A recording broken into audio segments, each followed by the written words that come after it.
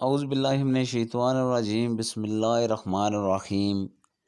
یہ سوال انتہائی اہم ہے کہ عید الاضحیٰ کے دنوں میں بلیاں کہاں روپوش ہو جاتی ہیں۔ اس حوالے سے کئی سوالات اور کئی جوابات سامنے آئے ہیں کہ بلیاں اس روز کہاں جاتی ہیں۔ اس حوالے سے جڑے کئی سارے افسانے بھی ہیں۔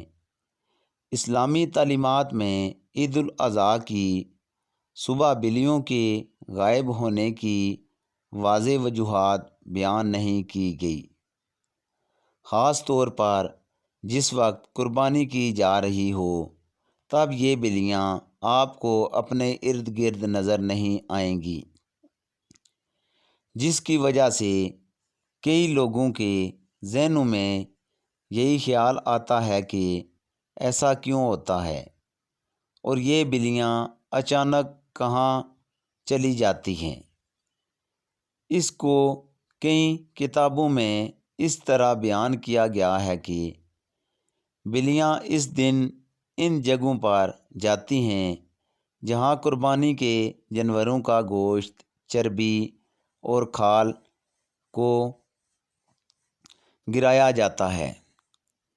اس کی ایک اور وجہ بھی بتائی گئی ہے اور وہ یہ ہے کہ بلیاں خون دیکھ کر ڈر جاتی ہیں، کیونکہ عید الاضحیٰ کے روز ہر جگہ جانوروں کا خون نظر آتا ہے جو ان بلیوں کو خوف زدہ کر دیتا ہے اور بلیوں کو وہاں سے جانے پر مجبور کر دیتا ہے۔